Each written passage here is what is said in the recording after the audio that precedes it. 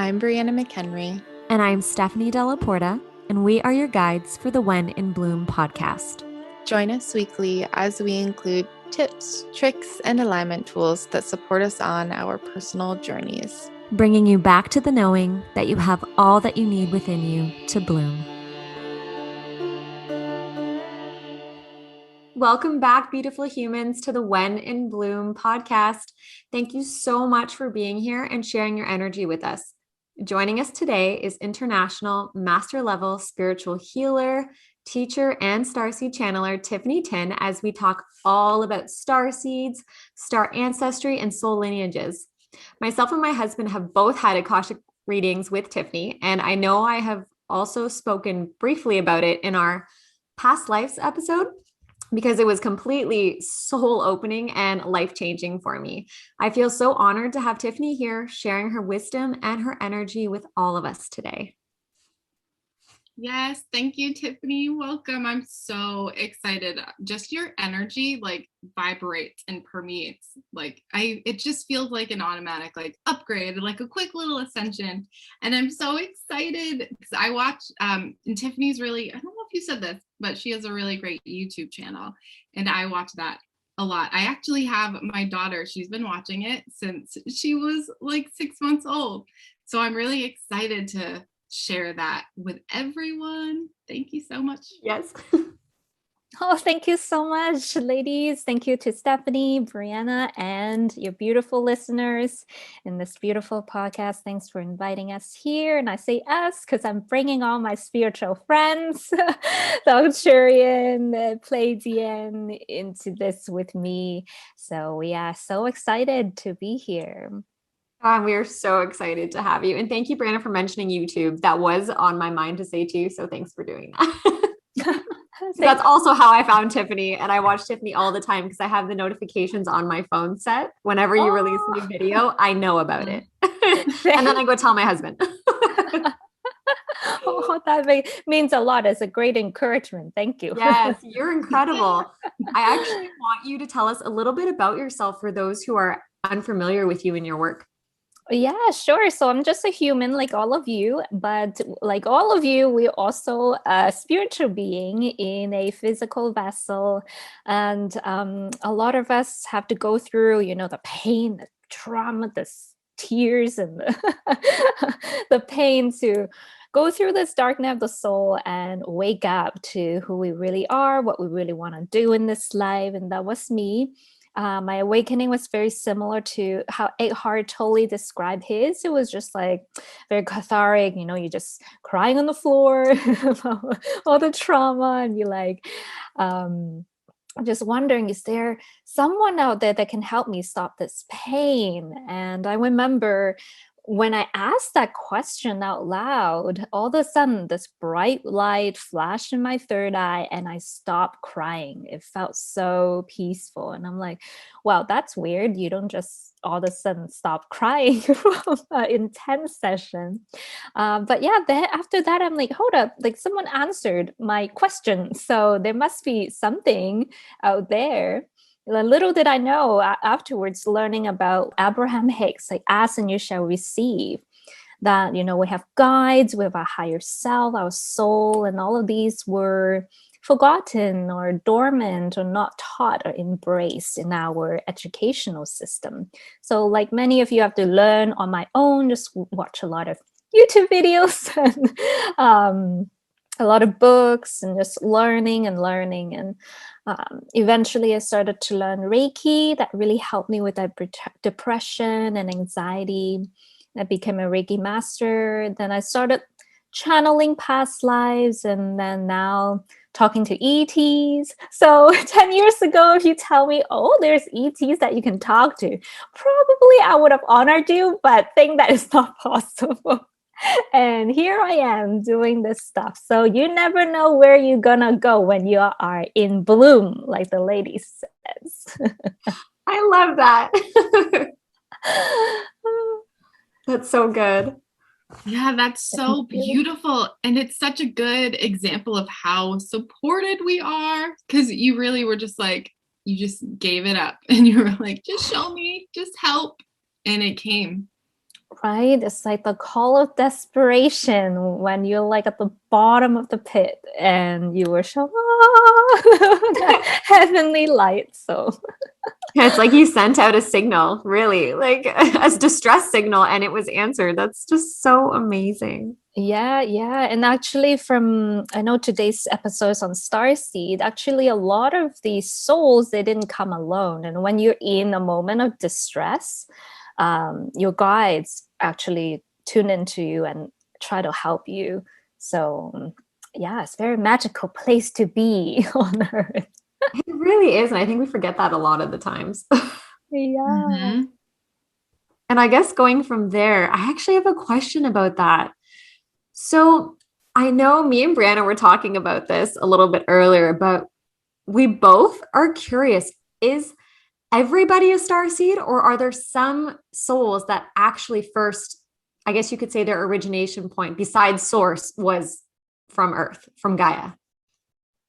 Yeah, that's a very good question. I think we're all made out of stardust, and I think a lot of us are. To me, starseed is like an activation term that helps you remember, your authentic self. But from my understanding, most souls here are outside of Earth. There are some souls that were here before us. So of course there are the other people that we live with that might not even look like humans, but I think all of our souls come from outside of Earth, because Earth is actually quite new compared to a lot of the other planets and other galaxies out there. So That's great. That's actually the same belief that I hold, where our souls, that I really believe that we are all star seeds. But then I really started thinking, wait, but I used to have a really strong connection to Earth, and I felt like only like Earth based. So I was curious too if other people felt the same way. That was definitely something I've had on my mind too, because I've always resonated with not being from Earth. That I mean, not to say that I don't love Earth and I don't have a strong connection with Gaia, but it's just, it never truly felt like home. So I mean, for me now, I'm really trying to work on embodying this incarnation and really making my body my home here on Earth at this time, and really, really stepping into the why of why I'm here and just really seeing all the magic, like you said earlier. That's really been my focus. So thank you so much for clarifying that. I appreciate that so much. That too, because a lot of starseed, we just are not grounded.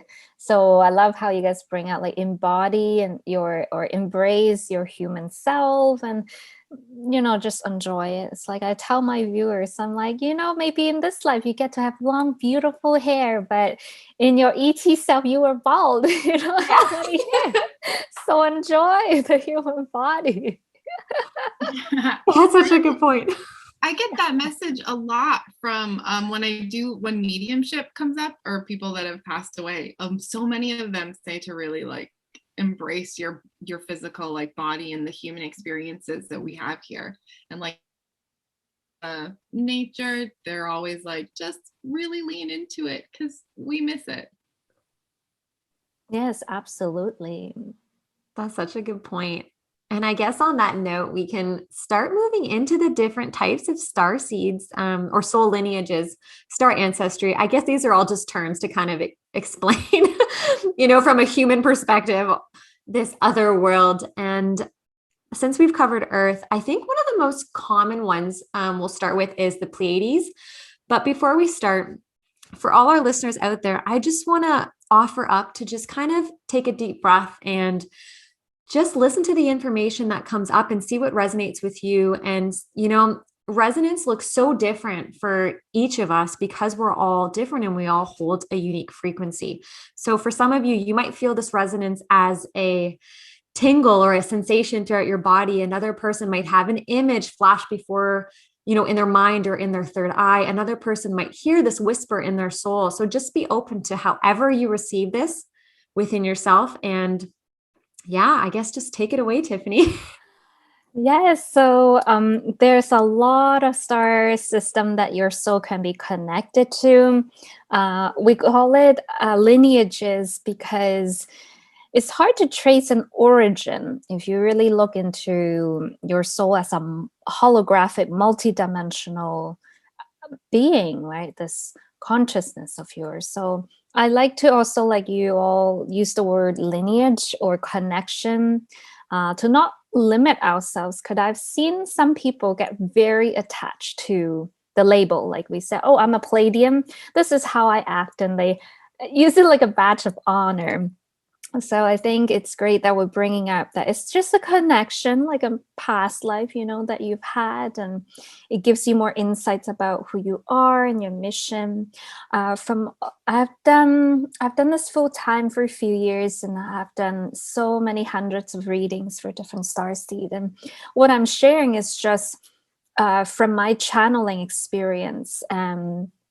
Working with other star seeds, other channelers. So everyone's going to have maybe some pieces that resonate and some that don't. Doesn't mean that we're wrong. It just means that, if you are a future human 2000 years from now and you ask us, what was Earth like? We'll all have a different version. So just keeping that in mind. The Pleiades, there are a lot of Pleiadians on Earth because our connection with the Pleiades started really in the olden cycles of Earth, such as Lemuria and Atlantis. A lot of starseeds carry DNA-like codes, especially some of the indigenous tribes from the Pleiades. So they have these DNA codons within their body that helps them connect with this energy a lot easier. Like this polarity universe, there are good, quote, quote, Pleiadians, and then bad or service to self Pleiadians. So a lot of people get confused, like, oh, my Pleiadian gods is really good. And then the next person is like, Pleiadians are really bad. It's just a matter of perspective where they are in their journey. The Pleiadians that in, let's say, the bad factions, what I've learned about them is actually the way they think is that they think we're not worthy to inherit the planet. And so to us, the actions that they do seems very service to self from that perspective. But when you work with very benevolent, very service to self Pleiadians, they're absolutely amazing guides to work with. A lot of Pleiadian starseeds come in a physical body, but they have a family that supports them during the journey. So I've helped some people reconnect to their family members, like a brother or sister or parents on the Pleiades. You really have to be very grounded to do this work, or not you can just always tune into that reality and forget about Earth. So just wanted to bring that up. With the Pleiades also, with the Galactics, they have different terms for how we call, like, for example, Earth, they call Earth Terra or Terra Firma. The moon is Terra Luna. And for the Pleiades, they call it Manahai. So there's different terms that they use. And so there's really a lot of information out there. The good Pleiadians that I work with are generally fifth dimension or higher. In general, the fifth dimensional ones are the ones that work with a collective.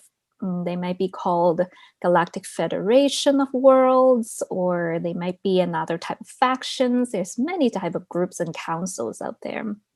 Their usually agenda is to assist Earth in liberating from the Draconian and Siakar Empire, these kind of anti-life force agendas. So that's what they're here to do. And they do a lot in the background. They have helped us disable a lot of nuclear weapons, a lot of wars. Even with what is going on now, there has been a lot of background intervention. So they're definitely here to help us. Then you have like these Pleiadians of light that are ninth dimensional higher. When people see these beings, they generally like etheric. They like jellyfish, really like transparent. Their skin is luminescent, their eyes are more like pearls or opals. And these are like ninth dimension, they're very, very high vibrational. They really don't have that same emotional response or even sometimes perspective that a fifth dimensional Pleiadian has. Because fifth dimension, you're still emotional, you still have a certain agenda. But once you get into the 9D, they really are just pure love and light being. And I think a lot of us think that they are angels or angelic beings for that very reason. So yeah, so if you're a Pleiadian starseed, there's so many of them, but I do notice that generally Pleiadian starseeds, they are very loving. They're very fun. They sometimes they love to connect with people. They like that ray of sunshine that is in the group of friends that you see. So that's the Pleiadians, and they're very creative, of course, very empathic, and so yeah, beautiful, beautiful beings. That's so beautiful. I know myself, I resonate as definitely having an incarnation in the Pleiades, and I think Brianna as well. So thank you so much for sharing that. I guess the next one we have is Arcturus. Me and Brianna both have histories there, so we're very excited to talk about Arcturus. Yay, I'm excited too. It's my favorite because I talked to them a lot. I worked with them a lot last summer, and I haven't really like learned anything about them from other people because I was just trying. So I'm excited to see if some of what I got lines up with what you share. Yeah. So the Arcturians definitely what I would resonate the most as a soul, because my soul family are the Arcturians. So one is Ali. She usually helps me with a lot of things, channeling, teachings, and even healing. They actually helped me heal a lot of my vaccine injury from Gardasil. So I shared that on YouTube recently. So they have been very supportive. The Arcturians, the benevolent ones that we generally work with is from 7th or 9th higher density. So again, they're very like masterful in their journey already. They also are the guardians of certain stargates. In the etheric realm, when the soul, for example, is coming from another galaxy, they usually use the Stargate Arcturus as a stop point. And the Arcturian elders or the higher dimensional Arcturians help these souls adjust to the vibrational frequency of this galaxy. So I've seen like souls from Andromeda galaxy, not the constellation. When they incarnate here, they will stop by the Arcturus Stargate. And then from there, they go off maybe to Lyra or Pleiades or wherever they want to go. But the Arcturians are very advanced in such disciplines, like helping the etheric or soul aspect of a being. They also worked a lot with grids. Every time I work with them, they're always in grids. They either surround the person in a formation and then they uplift the person's vibration like a spaceship. They like, booming, you go up an elevator in vibration. They do a lot of healing with bioplasmic energy. They do not eat. They mostly absorb these bioessence or light essence through their body, which is great. I'm like, ever since I was a young girl, I don't like to eat. My mom is chasing me around the kitchen. And I'm like, why do I have to eat? Like, so sometimes it gives you some insights about your little starseed weirdness that you have. So you learn to embrace it. The Arcturians also, they do a lot of grid work. The Arcturians embodied in Arcturian body, they usually help Earth more in a background manner. So they will go to a certain energy point or portal and they would work to raise the frequency of that portal or vortex. So Arcturians, from my understanding or what I've seen so far, we usually have these traits where we're more shyer or more introverted. It's like, you know, even just looking on Earth, every country, when you live there for a while, you pick up some of their stuff. So same thing with these stargates. With Arcturus, you pick up the really introverted, sometimes can be conflict avoidance. a very gentle way of working with things. Whereas the Pleiadians, if you have been on the Pleiades, sometimes you'll be more giggly, more open, or more social. So you could be like Arcturus Pleiadian hybrid, then you will have like this extrovert introvert side of you, or what people call ambivert. Very interesting. There's so much to learn about the Arcturians. With their star seed, with permission, they can beam your light body up to their ship for healing. So that's what I do. It's okay. I'm like, guys, take me out tonight. Give me some healing on the starship. I give my permission. So the Arcturians can do that. They're also very advanced. They use tractor beam to collect a lot of DNA samples. Sometimes they collect it for their starseed just for record or just for other missions or purposes. So for example, if that soul decide that they want to exit, or if that soul's DNA has been damaged in any form or way, the Arcturian guys will have a record of their DNA so they can like revert it back to the original template. So I know a lot of people are freaking out about, radiation, or we won't go too much into it, but the current situation, I think that it's not as bad as it is because we have these galactic friends helping us in the background. So if you hear people say terms like DNA activation or DNA blueprint activation, that's what your guides help you with. It's just going back to that original template. I've been rambling, so that's the Arcturians in a big picture. No, you're not rambling at all. That was all so good. And I love that. I actually had an experience like that myself, where one night I gave them permission, because I have part of my soul fragment, my higher self, is in Arcturus, and one night I wanted healing, and I did the same thing where I said, I kind of said, you know what? I know you're there. I know my soul, like, you're listening. Please heal me. I'm giving you permission. If you need to take me up, it's okay. You can do it. I won't be afraid. And I remember having some really intense experiences throughout the night, like certain dreams. And it was incredible. I'm so glad you mentioned that. Yeah, so definitely me too. How about you, Brianna? Yes, like everything you were saying resonated so much, especially that you'd never wanted to eat as a kid. I never wanted to either. And even now, I rarely ever want to eat. And if I like intuitively, I want to eat like a bird, and I just want to eat like the tiniest things. And oh yeah, I feel like when you were talking, I was just like getting lots of information about myself and like downloads, and like, oh yeah, this makes sense. This makes sense. And I so understand that connection of like, you don't really have to worry about radiation or anything, because you can heal it on a cellular level. And that's exactly how I feel. So I'm like, oh, my phone is next to me for 10 hours a day. It's not that big of a deal because I can ask them to heal it. And it makes sense too that that's how we go back to it. Yeah, for sure. So of course there's some, we can't walk in front of the bus and be like, okay, hit me up. But sometimes I work with people and they're like, that, like, it's okay. I can just, take this poison. I'll be okay. I'm like, wait up. There's like limitations here, guys. So, but yeah, there's the small things they can definitely help us with, like the reversal of the DNA blueprint for sure. Mm-hmm.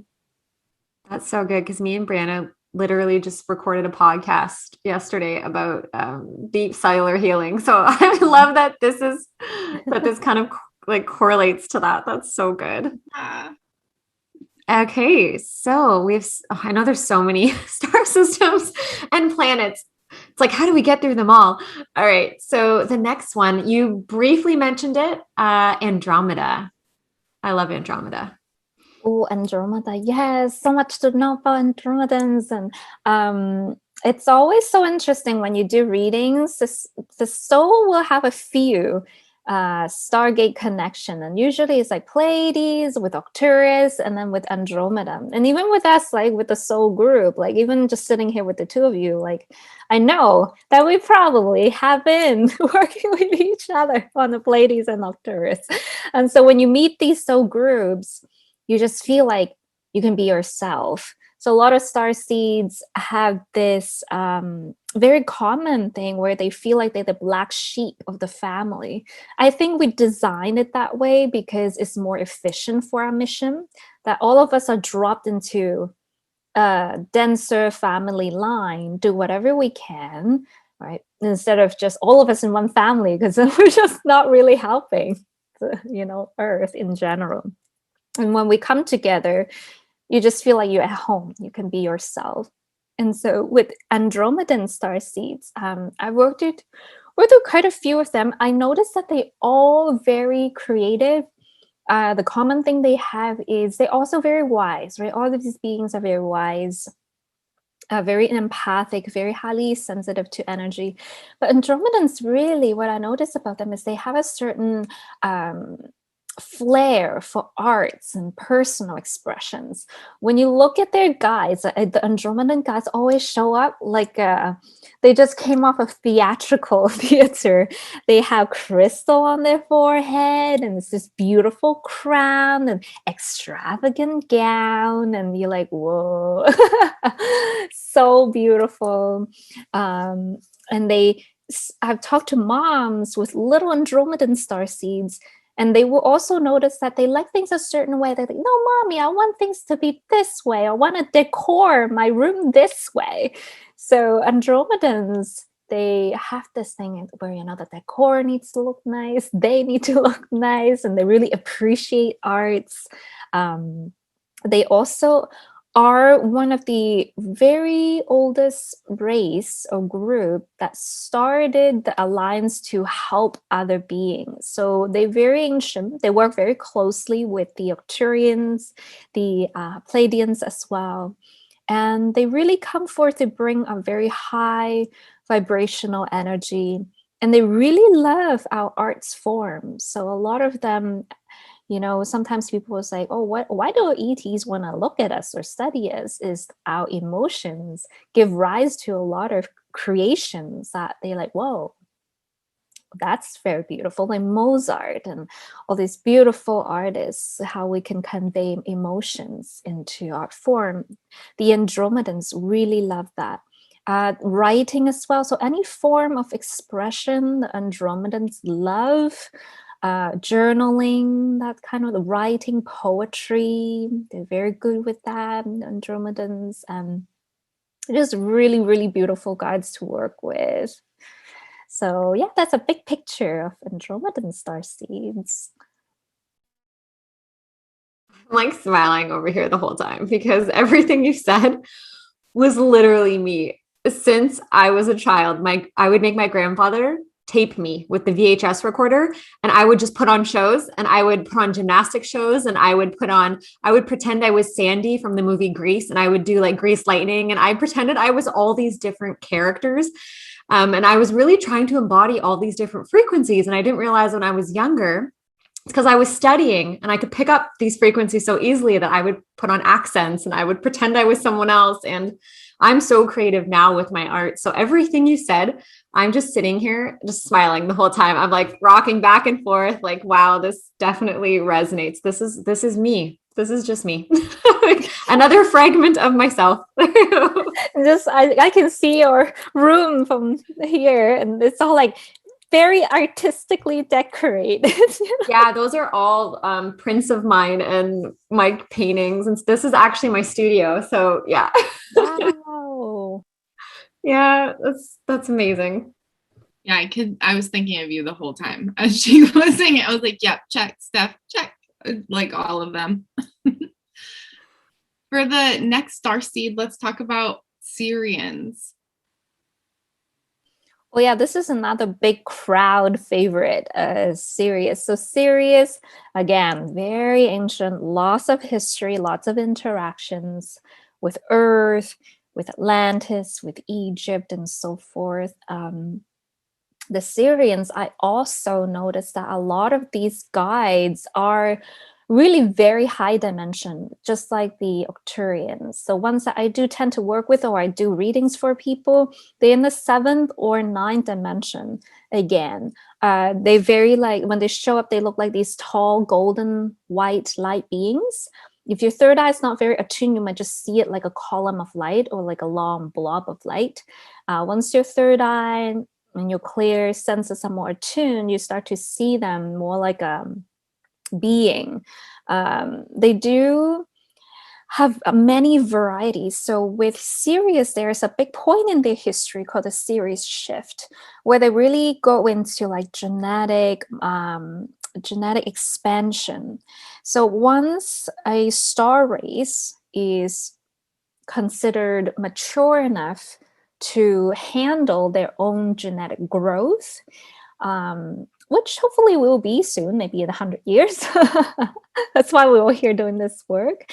Then we get to have more creativity with our genetics. So a lot of these beings that we see in legends and described in Egypt, I believe that a lot of them has to do with the Sirius shift, like the hybrid cat beings, the hybrid avian-looking beings, even hybrid aquatic beings.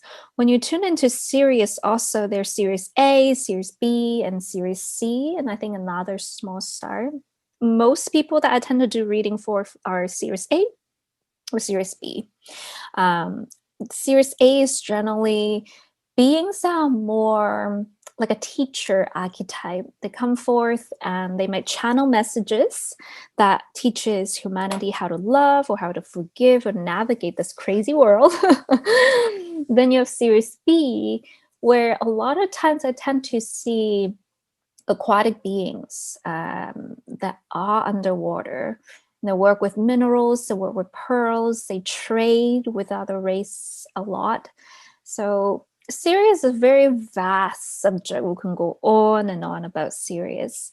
With Sirius starseeds in general, they are, the way they express themselves is also very unique. They can say the simplest thing that like I'm saying, but they have like a certain vibe that make it sound extra wise.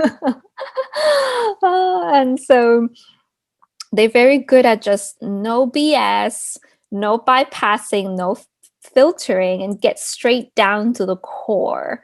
With Syrians, they really don't go around with fluff. With Octurians, we might be like, oh, I think it would be better to do this. Maybe it would be better. Syrian be like, no, like, let's do this. This is the better way. So they really have that very masterful, confident vibe in them once they are in bloom, like you guys say. So there's like a lot of starseeds sometimes like, well, I feel resonate with this star, but I don't feel like I have those traits. And I'm like, well, you're a mixture of everything, and your DNA is a spectrum, like a rainbow.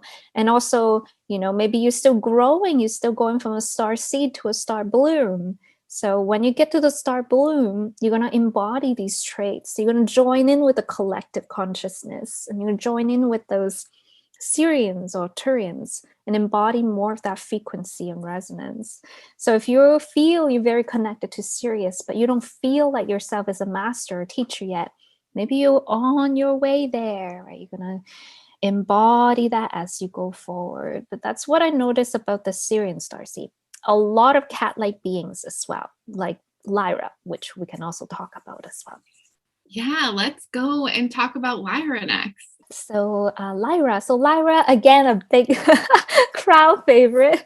I think for my YouTube channel, the first video that really got a lot of views was this one when I talked about Lyra. Lyra is also very ancient.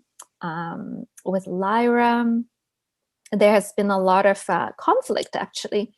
A lot of Lyran starseeds, sometimes they carry that Lyran war wounds with them in their Akash. So during Lyra is a very resourceful constellation or a sector of the galaxy.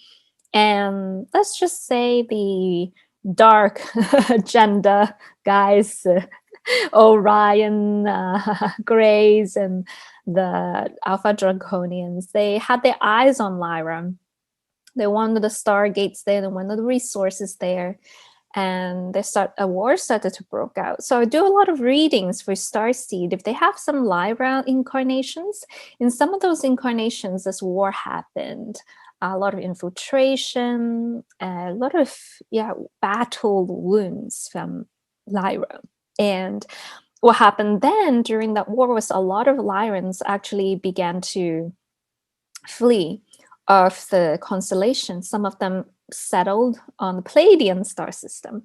So a lot of people, if you're Pleiadians and you also feel connected to Lyra, that's the reason. There's a lineage there. When they first arrived on Pleiades, they actually started terraforming some of the planets as Lyrans. So there's a deep connection there. And with Lyran starseeds, generally, I do notice that they can be very stubborn in a good and bad way, and they admit it too. So if you have some incarnations on Lyra, you learn that stubbornness, but it also makes you very resilient. Like with me, I never give up. Like when I set my goal or like, okay, starting a business, then I would like just put everything in and I would not give up no matter how hard it is. So I noticed that trait in Lyran souls a lot. There's also a race from Lyra called, I believe it's pronounced lion. They does look like lion beings. They have that straight nose, the round eyes, the fur, and the lips like the cat-like or lion being. So a lot of people will see maybe in meditation themselves like that, or they will see their guides like that. The lion guides I've worked with through people are very wise. They bring you a light body up into a temple or in a past life that you worked in, and then they retrain you. It's like, hey, remember what you used to do here. Remember, this is how you worked with crystal. So a lot of times when you work with these guides or remember your starseed self, then you reclaim these spiritual gifts from your Akash. So it's very, very interesting, very, very colorful when you start opening the Stargate section of your Akash. That is all so cool. And I'm going to have to definitely ask you about that at some point, opening up the Stargate of the Akash, because I've never even heard of that. So that's so cool. I know that another one I think that a lot of people are aware of is Orion. So I'm not sure if you want to talk about that one next. Sure. Yeah. Orion. Orion again is like, Orion has been like such an interesting sector of the galaxy because there has been such a immense battle between good and like bad. Of course, a lot of times when we hear the term Orion, people feel, oh, that's where the grays are from. It's all bad. While it is true, some of the bad ones do came from Orion, but there's a lot of good beings that were on Orion also. And even some beings that will again chase out of their star system because of that takeover, that domination. I believe the Stargate Orion has been reclaimed from what I have been channeling with other masters.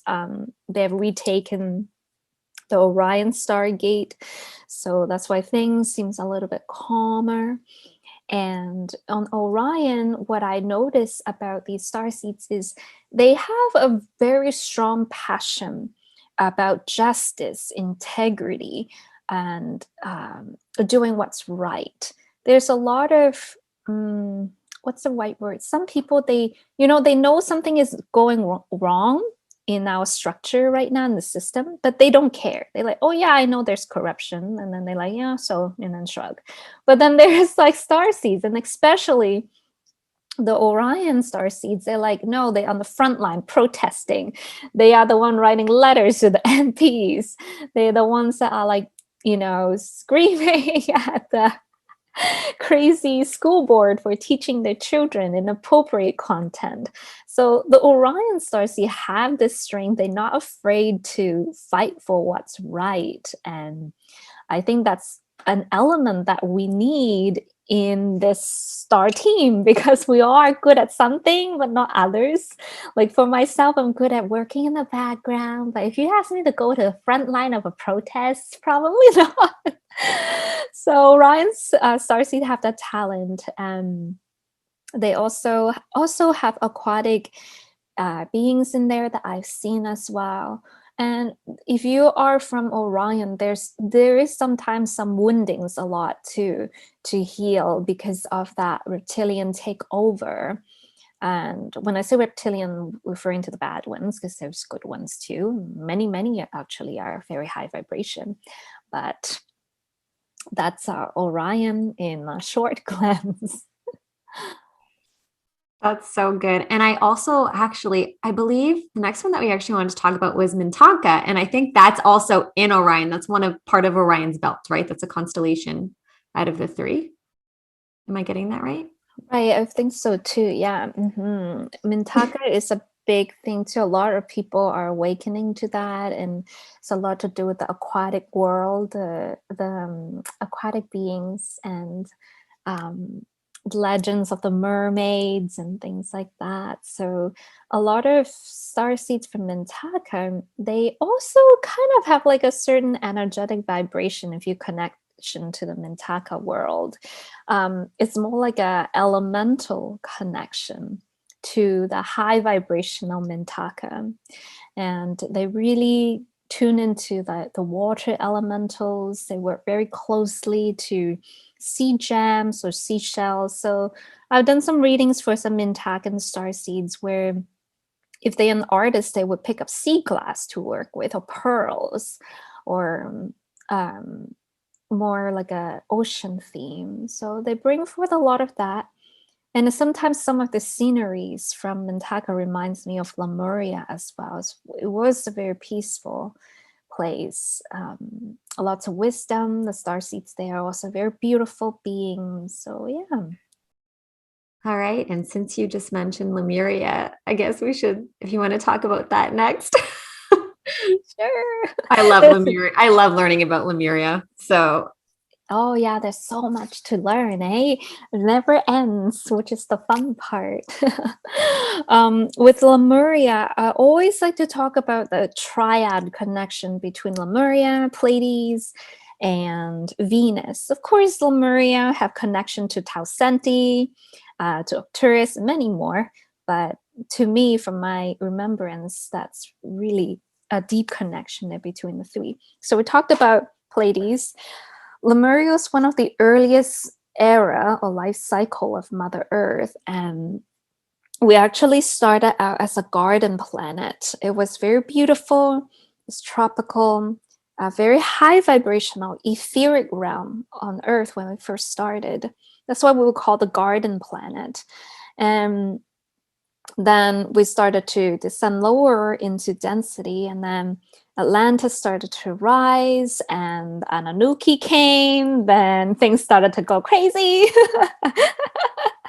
So when Anunnaki, like Anu came, they tricked the innocent Lemurian souls and Atlantean souls to mining gold into a denser density of Earth. And the only way to do that was to basically lock their souls into an elemental body so they can get to that lower frequency and continue mining gold for them.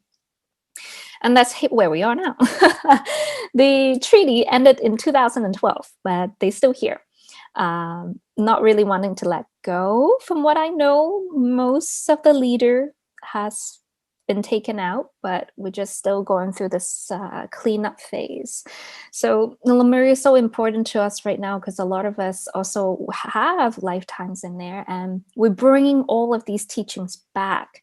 I know a lot of people say New Earth, but in a way, we're just bringing back what we originally had in those times. That's why it seems so natural. It seems so easy for us. Lemuria in general, and these are eras that span for thousands and thousands of years. They really value working with crystals, with the cosmic rhythm, natural flow, natural law. of life.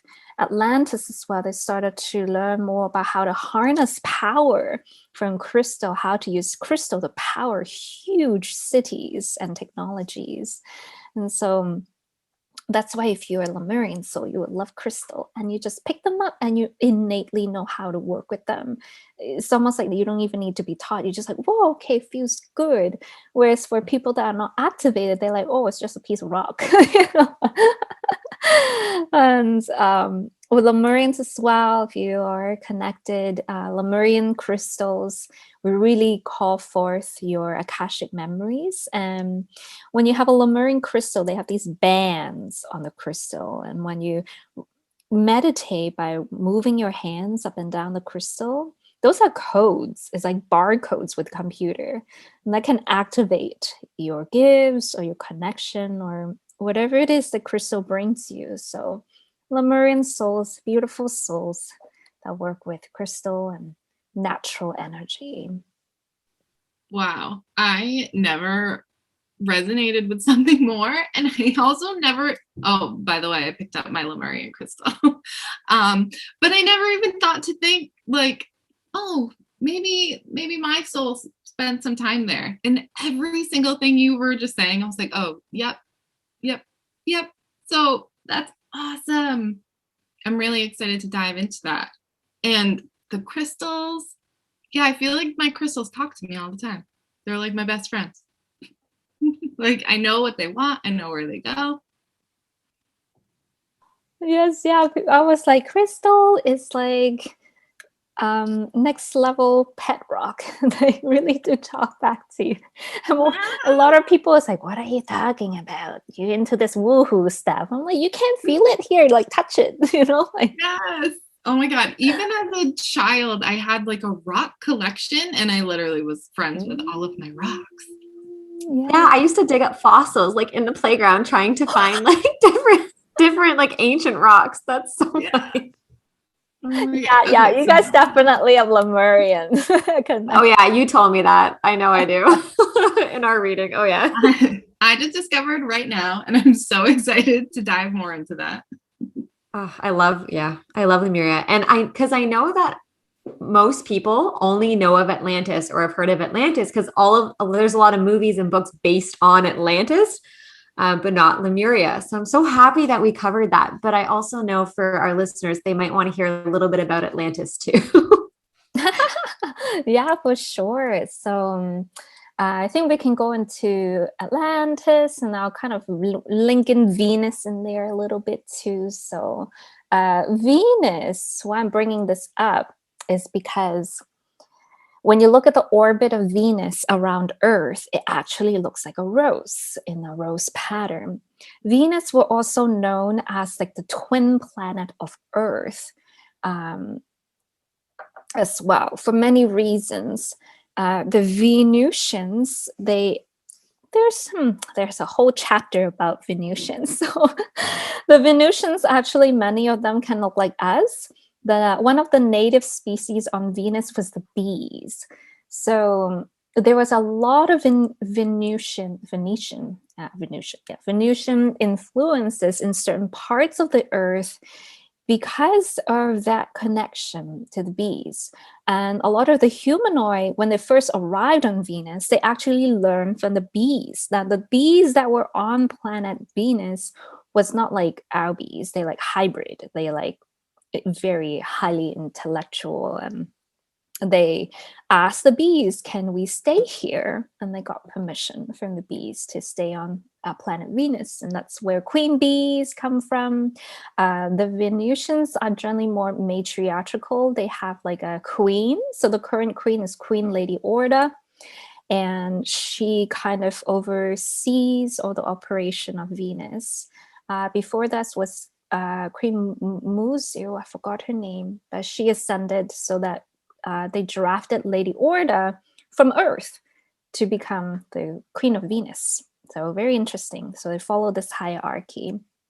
The Venusians are here physically, but also through starseeds as well. The Venusians are like, one of the very famous one was Valiant Thor, Commander Valiant Thor. He worked and tried to warn the government back in Eisenhower days that they're bad ETs with their agenda, don't fall for it. But of course, his advice was never taken, like many of the other benevolent species. And here we are. The Venusians fleet are always kind of supporting us in the background.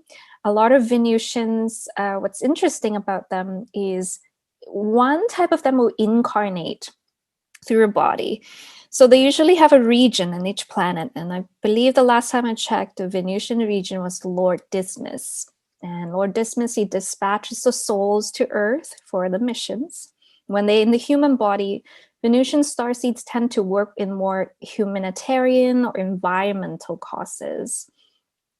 And they're very passionate people.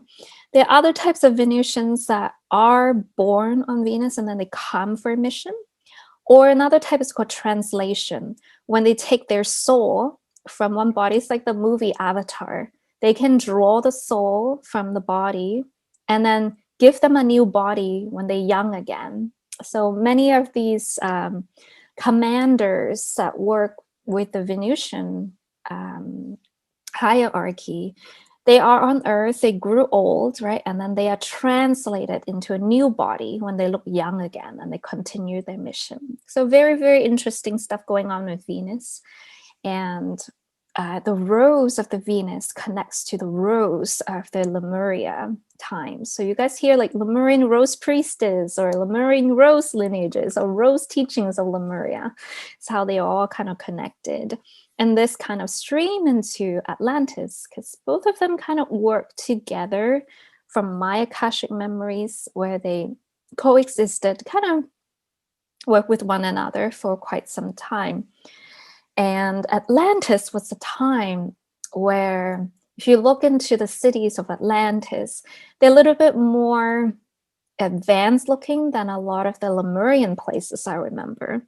Lemurians will merge their architecture naturally into the earth, whereas Atlantean people would create and design a very symmetrical, geometric shape for their cities. Usually in the cities, in the center is a large crystalline column. This column has different purposes. It can power the technology, which is free technology or 0-point energy. Or it can also act spiritually as a grid to hold that high vibrational frequency for the entire network of Atlantean cities. So when Atlantis sank, I've done a lot of reading where some of you guys were there. Some of you guys didn't leave. You decided to go down with the ship. And these Atlantean souls will tend to be afraid of water.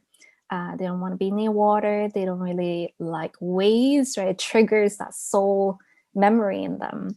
And when they sang, some of them sang, right, to honor their city, their beloved city. And the crystalline columns, a lot of them crumbled into pieces. However, there are some channels that have said that about 1 or 2 columns are still intact and is protected either underground or maybe by other star beings. I'm not quite sure.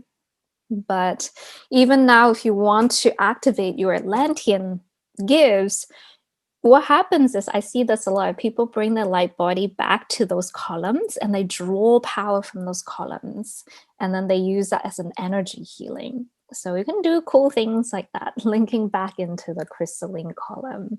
So Atlantis, right, it was a golden era and we are returning to that. We're going to go back to it. So I think that's why a lot of souls, Atlantean souls, will feel called to come back even though we died and we failed that time. We're like, okay, this time we're not going to fail. We got to make it, guys.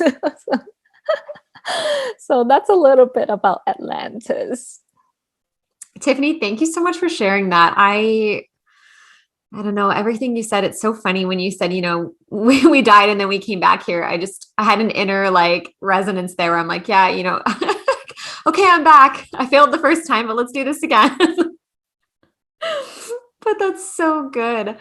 I actually was going to ask about Venus. So thank you for interlinking those together. I also know I've heard of Avalon as well. I believe, is that the stage after Atlantis? I know it's starting to that sort of information is starting to circulate now. And I know that people might have questions about this city and what the city is and kind of the timeline, like where it fits into the timeline of Lemuria and Atlantis as well. Yeah, you're so right. So I also feel the Avalon energy coming up, and from my understanding is I feel that it's after Atlantis because it feels a little denser than Atlantis and Lemuria the way I remember it, but I felt before Tartaria. And so it's kind of like an interlinking timeline. And in Avalon, the best story I can share in this now is the lifetime I remember myself in Avalon was a dragon. So a lot of souls that are connected to Avalon, you notice that they're very into magic. They're very into the elementals like fairies, the brownies, the dragons, the undins, like all these elementals. In that lifetime, I remember myself as a dragon. But towards the end of Avalon, I was killed for my scales and for parts of my body, because back then dragon's body parts were used for some dark magic. So I remember that. So if any of you is remembering your Avalon lifetimes and you like, I felt like I was a dragon, or I felt very connected to dragons, or fairies tend to like to work with you. I remember there was a little mice in my apartment, my old apartment. I'm like, oh no, I can't have mice in here. I love them, they're beautiful, cute creatures, but no. So I asked the fairies, I'm like, they're my fairy friends. Okay, we gotta do something about this, please help me. I'm not gonna kill it. And literally the next day I woke up and the mouse was in the garbage bin, and the garbage bin is really tall. So I don't know how it got in there. It was just in the garbage bin. And then we let it go in the park. But so I totally believe in fairies. And they're very, very helpful. They love to work with people that cares about the environment. So if you do your best to try to use non-toxic things, if you are like a lot of indoor gardeners, I find they have a lot of connection to Avalon. Like you like plants, like indoor, outdoors, you really care about the planets, and you offer little gifts to the fairies. You can see them, you can feel them, you can connect with them. And I work with dragons all the time, fairies as well. They're not always scary like movies try to program us to think. Like everything there's good and bad. So I would suggest those of you that feel called to Avalon to really reconnect with the elementals, the fairies, dragons, because not only do they help you, a lot of times dragons teaches you magic, astral travel, grid work, purification of the land, light language. The fairies also help you as well, learning how to go in and out of these dimensions. So they are very cool beings to work with. And yeah, a great team to add to your spiritual psychics and teammates. Yeah, I just discovered Avalon last week while I was meditating, and everything you said resonates so much. I felt like I was flying while I was there. And I love working with fairies too. They're such a fun energy, and they really help me bring the magic into like my everyday life. 'Cause I feel like anytime I would see them, they would remind me that it's like not so difficult. Yeah, exactly. And I'm like an elemental soul, so I'm always like giggling. And so a lot of people, when they work with me, feel like, oh yeah, definitely see fairies. I'm like, I know, they're so fun. Yeah, that's exactly how I feel with them too. I like love them. I know, I can't get enough of fairies. I definitely have that in the elemental part of my soul too. I love it so much. It's so good. Oh, another one before I forget. I know that some people feel a strong resonance with the angelic realm too. And I'm curious to know, if souls can also I don't want to say originate, because every time I say that, I know that origination point is always source. But I guess for when they fragment off of source, some of the first incarnations, were also in different realms and different star systems. So I'm wondering if you could speak a little bit on kind of the angelic realm, and if you've encountered souls that have originated there. Yes, yeah, absolutely. A lot of people are curious about this, and I had to learn too. And it's great when I do these readings because I learn a lot from each of you. So it's like a teamwork. So with angelic realm, those ones that we call angelic souls, usually what I notice about them is, like you said, even Dolores Cannon's, when she does a quantum hypnotherapist, what we saw is that in the beginning you fracture from source like a spark of light, and then at that spark of light you go wherever you choose. So some souls I've seen from the spark of light, they go and work with the archangels or angelic beings in the angelic realm. I do believe the angelic realm exists, just like Paroma, like these are all basically realms are closer to the galactic central sun. It looks like a macaroon or like a burger. You have the dark universe, the light universe, and then the closer you get to the center is the galactic central sun. And the closer you get to that realm, like Paroma, the angelic realm, is where the angels or ascended master resides. So like Earth, I think we're slowly moving closer to that realm slowly. So that's where we are heading towards. And in those realms, again, they always come forth with only their light body. I've never seen an angel through my third eye or channel experience like a physical being. They don't always take on a human form. They do just so that we are familiarized with that form to not scare us. A lot of times when you work with the archangels, they just have this large, glowing, bright body. And I think because it looks so bright to us, it looks like a pair of wings, right? When we look into a sun, we saw those wings. So I think that's why they depicted that way at times. So I think they can take on any form that they want. Once you get past that physical form, you can be anything you want. And so, yeah, there are souls that have trained or, have a mentor that's an archangel. Like a lot of souls are trained with Archangel Michael, and they bring forth that quality that Archangel Michael brings. I know in Kabbalah teachings, they talk about the 7 rays, and each Kohen brings a certain quality, like Archangel Michael. He brings power, he brings protection, right? Other qualities like divine will. So when a soul spark go and gravitate towards Archangel Michael, they learn these traits. And then they might go and learn with Archangel Ariel more about elementals, nature, animals. And then they slowly expand as a soul, and then they grow into larger and larger orbs of light. So I've definitely worked with souls that I would say are more earth angel souls like that. You can just, oh, whoa, this person has a lot of angelic frequency emanating from them. So yeah, very, very, very beautiful beings. That's so beautiful. Do you ever see souls like joining together when you see kind of like 2 fragments of source? Do you ever see them connect together? Very rarely, yeah. But sometimes they do. So I do see that. Oh, cool. All right, Tiffany, thank you so much for that beautiful description of the angelic realm. I guess we will end with the constellation Cygnus, if you'd like to go into a little bit of detail with that. Yeah, so this one is relatively new to me too. Just started having readings of these souls about maybe 2 years ago. And yeah, so for those of you that are not familiar, it's a white swan constellation. The pronunciation is a little tricky, Cygnus. But lately, the souls that I've been reading that have connection to Cygnus, again, each planet has different layers, right? It's like a building. You have third dimensional Earth, fifth dimensional Earth.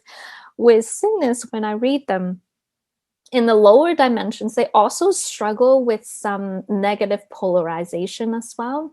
But once you go up to 7th dimension and higher, it's a really beautiful realm.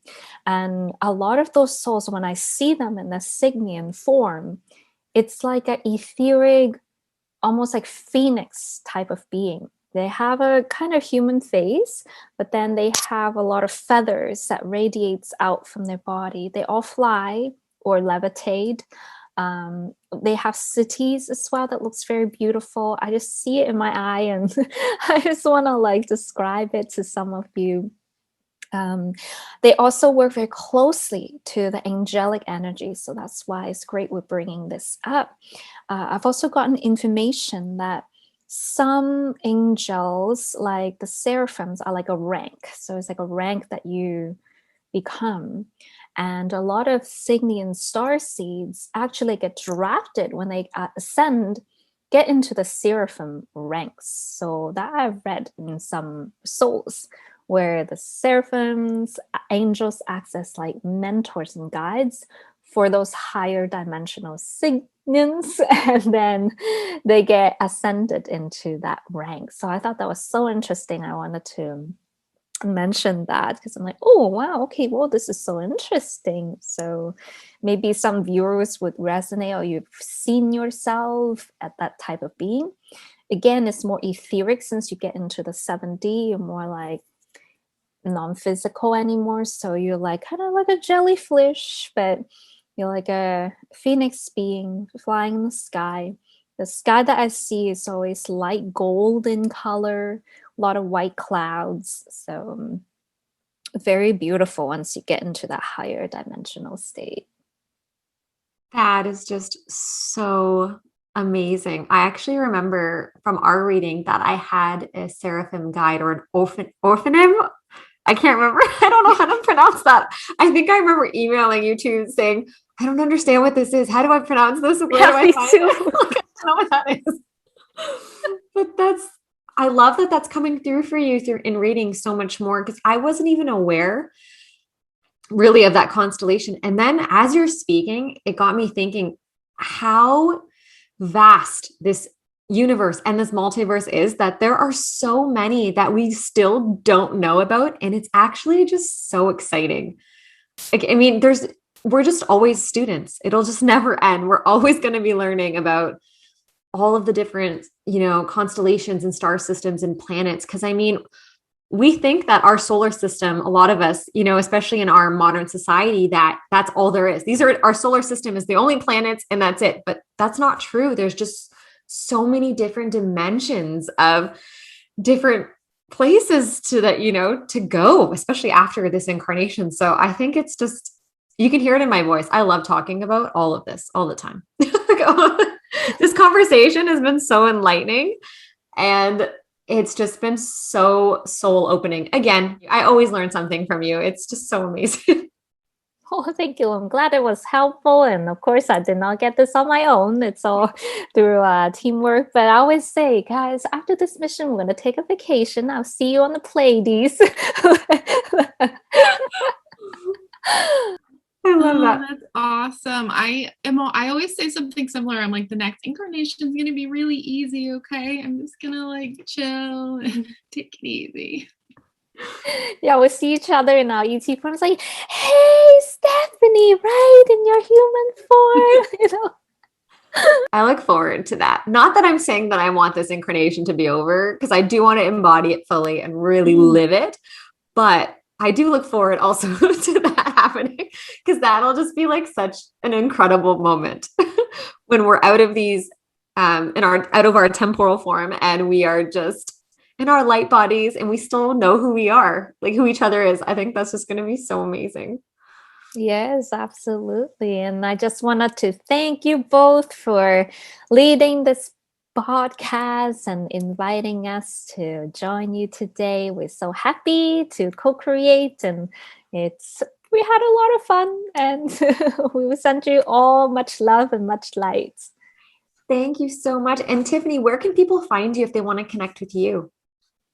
Oh, thanks for asking. So with this kind of topic on my YouTube channel under Tiffany Tin, I have a lot of free resources there. Or my website is highpriestessascension.com, and they can message me there or take courses or sessions. And thanks for sharing my work with your viewers. So. Well, we are big fans of your work. And so was Arden, Brianna's daughter. Yeah, she is. She loves it. Yeah, she's like, guys, let me in. I want to join. Yeah, thank you so much for sharing all of this. It really feels like an instant like upgrade for me. Like I can feel like an energetic shift just by sharing this conversation with you. Right? It's magical. So thank you. It is. Yeah, I agree with Brianna. It definitely feels like another activation, just being able to share in your energy and the energy of your guides. It's just been really good. Once again, Tiffany, thank you so, so much for being here and for sharing your time and your energy and your boundless wisdom, because it's just every time that you speak, I always feel like I'm learning something from you. And I know in my heart and in my soul that our viewers will be as well. And now that our viewers know how to reach out to you, yes, please feel free to reach out to Tiffany. I do recommend a reading with her because she is incredible. And I'm just so happy that we did this episode. And if anybody has any questions, I just want to remind people that we have a feature on our Anchor page that you can leave a voice message. So if you have any questions after you're listening to this episode, please drop us a voice message and you might be featured in one of our next episodes. And well, this concludes this episode, and we're just wishing you all so much love, light, and so much blessings for the week ahead. And we will see and co-create with you all next week.